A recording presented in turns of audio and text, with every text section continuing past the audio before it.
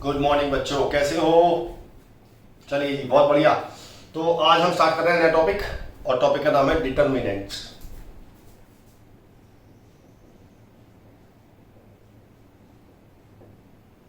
Alright, चलिए जी, पहला concept ये है कि हम डिटर्मिनेंट की वैल्यू कैसे निकालते हैं। मान लीजिए सबसे पहली बात तो ये हमेशा स्क्वायर होते हैं और आपके कोर्स में दो ही है, 2/2 या 3/2। तो हम 2/2 की वैल्यू कैसे निकालते हैं, ये बड़ा आसान है, आपने पढ़ रखा है पूरा, ज्यादा टाइम वेस्ट नहीं करूंगा इसमें। This into this minus this into this, तो ये हो जाएगा 4 - 6 - 2 आ गया। अगर मैं 3/3 निकालूं, मान लीजिए मैंने ये निकाली, तो मैंने फर्स्ट रो से किया, पहले 1 को लिखा, 1 को हाइड किया, तो ये बचेगा, ये इंटू ये माइनस ये इंटू ये, तो 0 + 1, फिर यहाँ लिखूंगा -2, फिर ये इंटू ये माइनस ये इंटू ये, तो ये हो जाएगा 0 - 1, उसके बाद +3 लिखूंगा, तो लिखूंगा -3 - 2, तो ये इसकी वैल्यू आ जाएगी। ठीक है, और इसे कहते हैं एक्सपेंड किया मैंने इसे, और मैंने रो 1 ली है, तो इसे बोलते हैं एक्सपेंड अलोंग R1।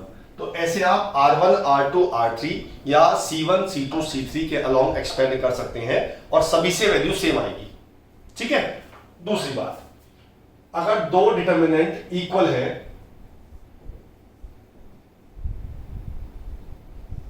मान लीजिए ये डिटरमिनेंट इक्वल दे रखे हैं हमें और हमसे कहा जा रहा है find the value of x।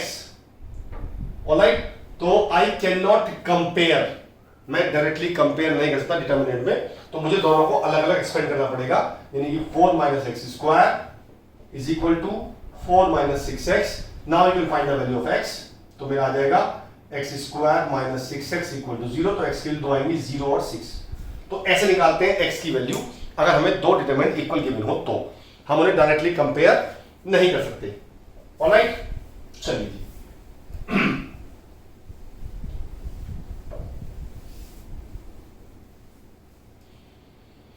कुछ प्रॉपर्टीज की बात करते हैं इसकी। पहली प्रॉपर्टी ये कहती है कि अगर मैं किसी डिटरमिनेंट को ट्रांसपोज कर दूं, हालांकि ट्रांसपोज शब्द डिटरमिनेंट का नहीं है, बट मैं आपसे कह रहा हूं कि मैंने रो को कॉलम में चेंज कर दिया, कॉलम को रो में चेंज कर दिया, तो उससे डिटरमिनेंट सेम रहता है। मान लो ये लिखा है और मैं इसको लिख दूं ऐसे 1 2 3 4 6 5 7 8 9, the value will be the same of both determinant.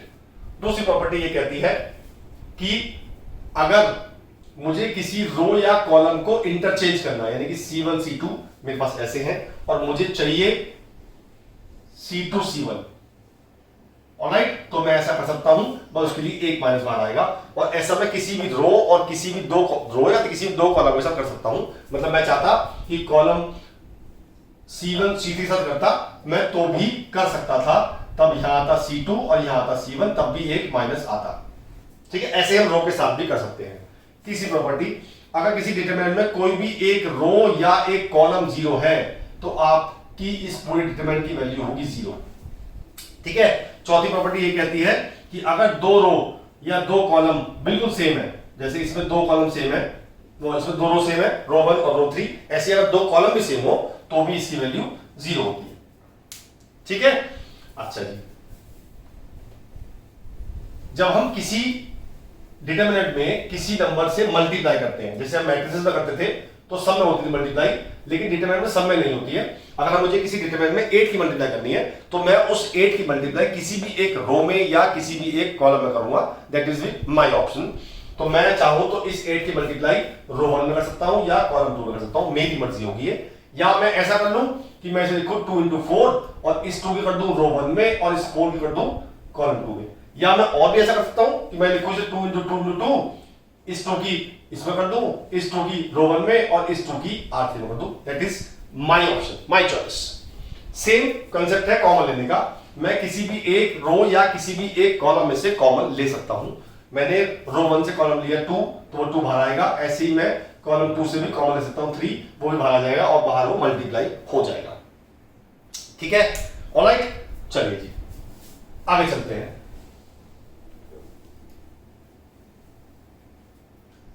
Adjoint A कैसे निकालते हैं?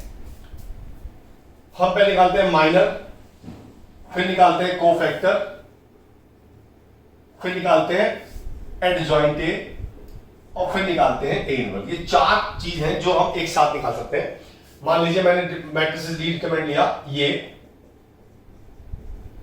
तो माइनर निकालूंगा। पहले मैं माइनर निकलता है एलिमेंट के हिसाब से। जैसे ये एलिमेंट है, इसका नाम होता था A11, याद है ना मैट्रिसेस में इसका नाम होता था A11, तो इसके माइनर का नाम होगा M11। और निकालेंगे कैसे, ये सब पता है आपको, रिवाइज करा रहा हूं। ये इंटू ये माइनस ये इंटू ये, तो 45 माइनस 48, ये आ गया -3। ऐसे ही M12 निकालूंगा, इसको निकालूंगा, ये छुपाऊंगा ऐसे, ये इंटू ये माइनस ये इंटू ये, तो ये कितना हो जाएगा 36 माइनस 42, ये -6 आ गया। ऐसे ही M13 निकालूंगा, इसको हाई करूंगा, 32 माइनस 35, ये आ गया -3। तो ये मेरे आ गए माइनस। ऐसे ही मैं निकालूंगा कोफैक्टर्स, इनके नाम रख देते हैं A11, A12, A13। ये करना क्या होता है, ये जो 1 और 1 है इनको मुझे ऐड करना होता है, 2 आ गया। अगर ये इवन आता है तो जो माइनर की वैल्यू है वही कोफैक्टर की वैल्यू हो जाएगी, और अगर ये सम करके ऑड आता है तो आपको साइन चेंज करना है। ये इवन आ रहा है एज इट इज, तो सारे माइनर सारे कोफैक्टर निकल जाएंगे। उसके बाद आप सारे कोफैक्टर की एक मैट्रिसेस क्रिएट करिए, सारे की 9 के 9 की, और उसका ट्रांसपोज कर दीजिए, उससे जो आएगा that will be adjoint A. ठीक है जी। और ए इनवर्स निकालना हो तो 1/mod A इंटू एडजॉइंट आएगा, उससे आएगा ए इनवर्स। ये सब आपने पढ़ रखा है, ठीक है, पढ़ रखा है ना आपने। चलिए जी, अब जो नहीं पढ़ रखा वो एक बार देख लो। कुछ प्रॉपर्टीज है एडजॉइंट ए की और ए इनवर्स की, वो मैं आपको लिखवा देता हूं। पहली प्रॉपर्टी है, मान लीजिए ये एक मैट्रिसेस है जिसका ऑर्डर है मान लो 3/3, या मैं कहता हूं n/n का ऑर्डर है, हमेशा स्क्वायर होती है। तो पहला फॉर्मूला है मॉड एडजॉइंट ए, इसका फॉर्मूला होता है मॉड a की power n-1 where n is the order. अगर n 3 है तो मॉड a की पावर 2 हो जाएगी। ठीक है जी। दूसरा फॉर्मूला है मॉड ka, ये होता है k की power n into mod a। अगर k कोई कांस्टेंट है और जितना ऑर्डर होगा उतनी पावर उसकी बाहर आ जाएगी। ठीक है जी। अगला होता है a इंटू एडजॉइंट a और एडजॉइंट a इंटू a, ये दोनों एक ही बात है, और इनका आंसर होता है मॉड a इंटू i। ठीक है जी, आगे चलते हैं।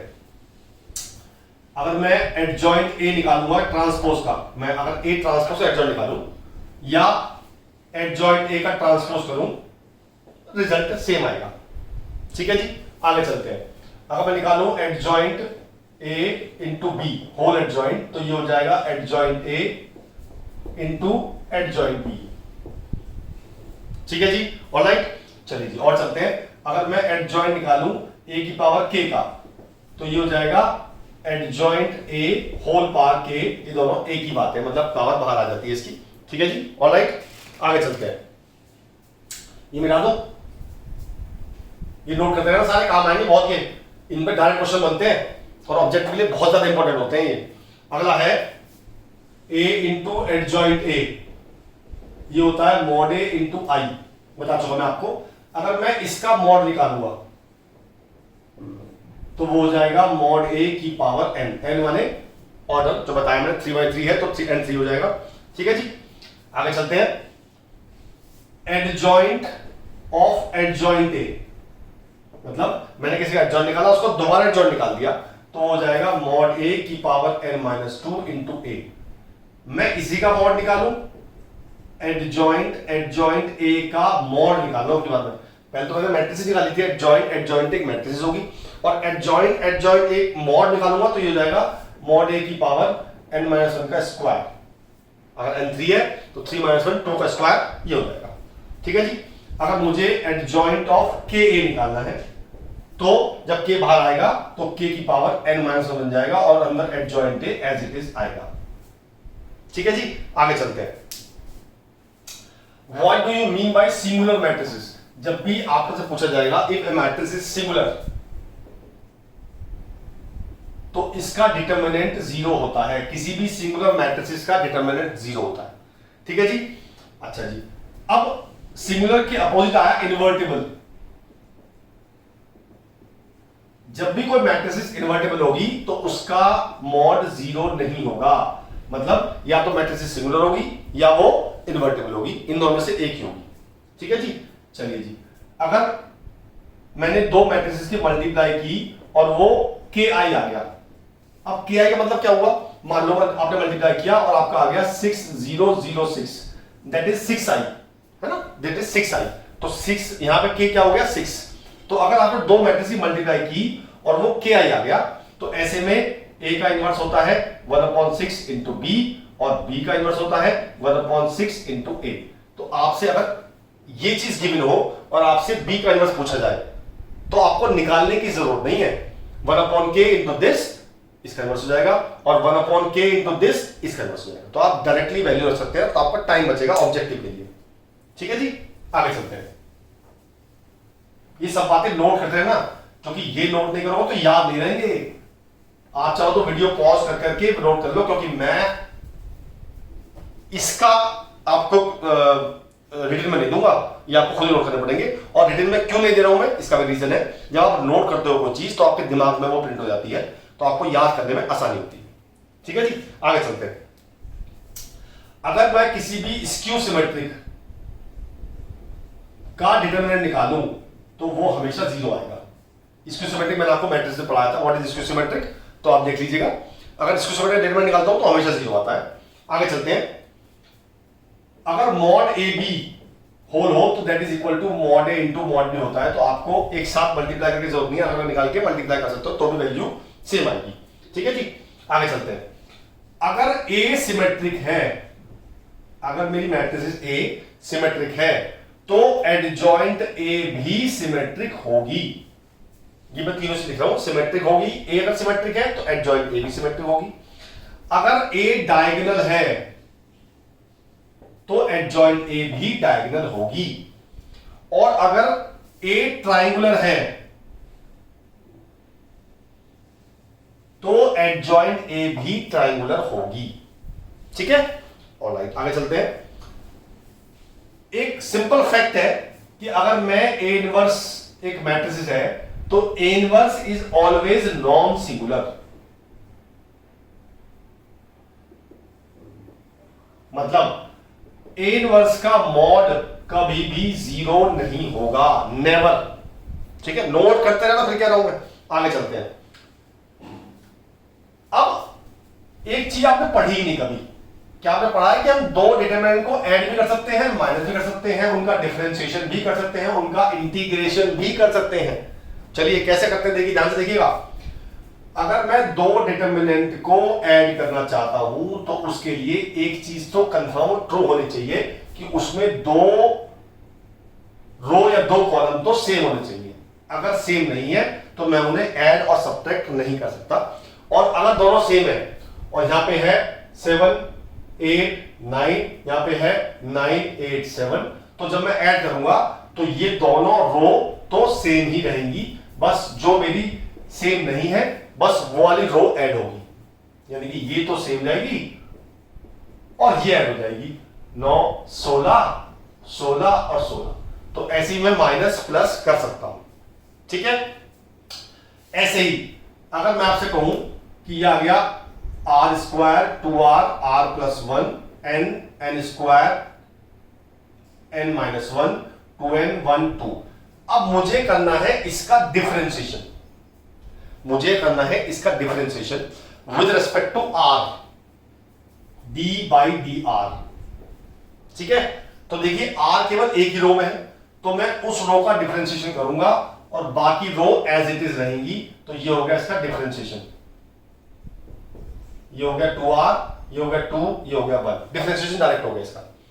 लेकिन अगर मुझे d बाई डी एन करना होता, इसमें d बाई डी एन, अब जो n है वो दो रो में है ना, देखो इसमें भी है और इसमें भी है, तो मैं क्या करूंगा, दो बार डिफरेंशिएशन करना पड़ेगा मुझे। जितनी रो में वो वेरिएबल है उतनी बार करना पड़ेगा, जिसमें वो नहीं है वो तो सब में सेम ही आएगी।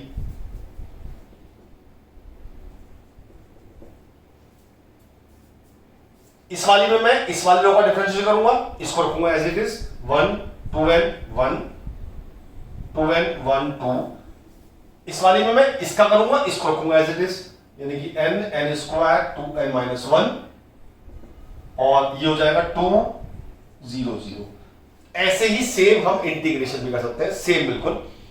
अब इंटीग्रेशन में क्या है, एक ही रो का होता है इंटीग्रेशन, बाकी दो होते हैं कांस्टेंट। मान लो मुझे इसका इंटीग्रेट करना है, इंटीग्रेट dr, ठीक है। तो सिंपल मैं इसका करूंगा इंटीग्रेशन, इसका करूंगा इंटीग्रेशन, इसका करूंगा, बाकी सब एज इट इज रहेगा। तो ये हो जाएगा r³ 3, ये हो जाएगा r², ये हो जाएगा r² 2 + 1, बाकी सब एज इट इज। तो ये है डिटरमिनेंट का इंटीग्रेशन, ठीक है। तो जो क्वेश्चन आएंगे वो इसका बेस आएंगे। एक दो फॉर्मूले और रह गए, वो भी कर लीजिए।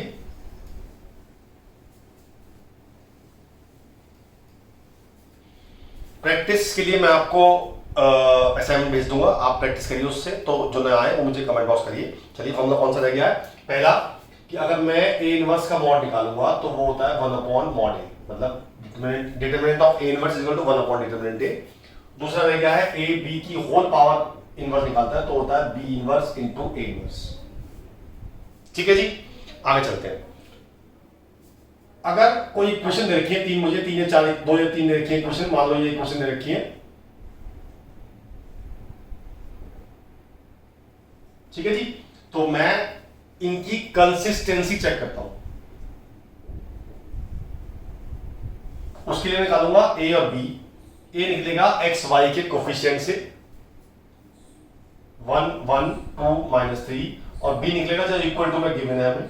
अब मुझे कंसिस्टेंसी चेक करनी है इसकी। सबसे पहले निकालूंगा मॉड a की वैल्यू, मैंने इसका डिटरमिनेंट, या तो वो 0 आएगा या 0 नहीं आएगा। अगर 0 नहीं आता है तो यही खत्म हो जाएगा। It is called unique solution, और इसे बोलते हैं कंसिस्टेंट। अगर मॉड a 0 आता है then you find out adjoint a, और इसकी मल्टीप्लाई b से करेंगे, वो भी या तो 0 आएगा या 0 नहीं आएगा। अगर 0 नहीं आता है इट मींस नो सॉल्यूशन, और इसे बोलते हैं इनकंसिस्टेंट। और अगर 0 आ गया इसे बोलते हैं इनफाइनाइट सॉल्यूशंस, और इसे बोलते हैं कंसिस्टेंट। ऑलराइट, ये तो थी तब जब इक्वेशन में यहां पे कोई टर्म होगी, अगर यहां पे दोनों में 0 होता है तो उसे बोलते हैं हम होमोजीनियस इक्वेशन। इसमें दो तरह के सॉल्यूशन होते हैं, एक तो ट्राइवल सॉल्यूशन और एक नॉन ट्राइवल। ट्राइवल और नॉन ट्राइवल। ट्राइवल कैसे होते हैं, अगर ट्राइवल तब होता है जब x = 0 आ गया, y = 0 आ गया, z = 0 आ गया, इसे बोलते हैं ट्राइवल सॉल्यूशन। और इस केस में mod a is not equal to 0, और नॉन ट्राइवल सॉल्यूशन निकालते हैं, it means mod a is equal to 0। ठीक है, चलिए ये था कंसेप्ट। अब मान लेते हैं एक क्वेश्चन आया जिसमें गलतियां करते हैं लोग और ऑब्जेक्टिव में गलत हो जाता है। मान लीजिए हमें 3 पॉइंट दे रखे हैं, पॉइंट है k, 0, 1, 1 और 0,3, और इनका एक ट्राइंगल बन रहा है। ट्राइंगल का एरिया है 5, मुझे निकालनी है k की वैल्यू। तो ट्राइंगल की फॉर्मूला आपने पढ़ा है 12th क्लास में।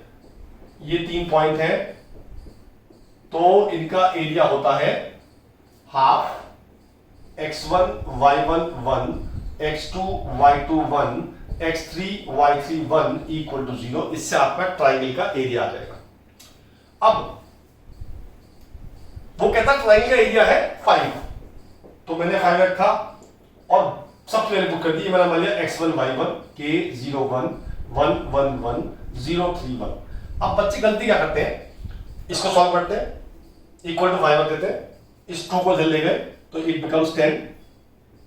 अब क्या करते हैं, यहां से k की वैल्यू निकाल लेते हैं वो, पर गलती होती है। वो करना क्या है आपको, यहां पे प्लस माइनस लेना है। It means you will solve 2 equations, एक बार +10 के साथ, एक बार -10 के साथ, तो आपकी k की वैल्यू 2 आती है।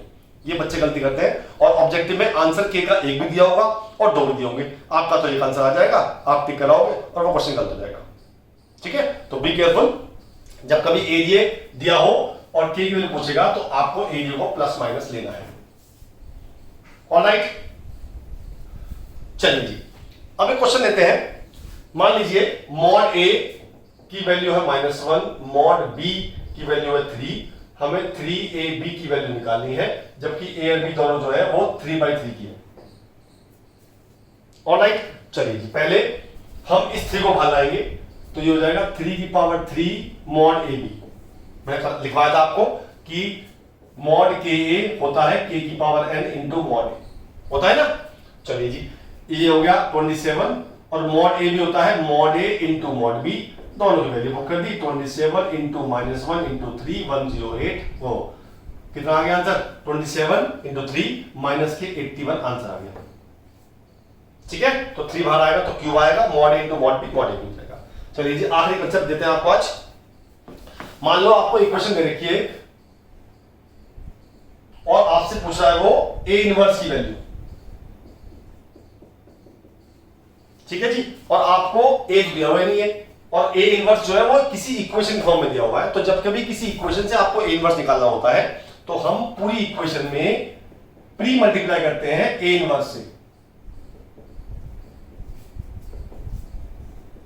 सब में हर एक टर्म में मैंने ए इनवर्स से मल्टीप्लाई कर दी, प्री मल्टीप्लाई यानी कि पहले मल्टीप्लाई की। अब ये क्या बन गया? ये बन गया ए स्क्वायर, ये बन गया ए, ये होता है आई, और आई की मल्टीप्लाई ए इनवर्स से तो ए इनवर्स। अब मुझे सिंपल ए इनवर्स निकालना है, तो मैंने ए इनवर्स निकाल लिया, इन सबको उधर ले गया तो मेरा आ जाएगा ए square minus 6a plus 9i, और 4 से डिवाइड कर दिया, तो ये मेरी ए इनवर्स की वैल्यू आ गई। अगर मुझे ए गिवन होता तो मैं यहां पे ए की वैल्यू पुट करता, तो मेरा ए इनवर्स की वैल्यू आ जाती। ठीक है, ऑलराइट, चलिए कंसेप्ट ऑलमोस्ट सारे हो गए हैं। अब आपको मैं असाइनमेंट भेज रहा हूं, आप करिए उसे, प्रैक्टिस करिए, प्रॉब्लम आए मुझे पूछिए। राइट, वीडियो अच्छी लगी हो तो आगे शेयर कीजिए, सब्सक्राइब भी कर दो जिससे आपको वीडियो पता चल जाए। ऑलराइट, मिलता हूं अगली वीडियो के साथ, बाय बाय।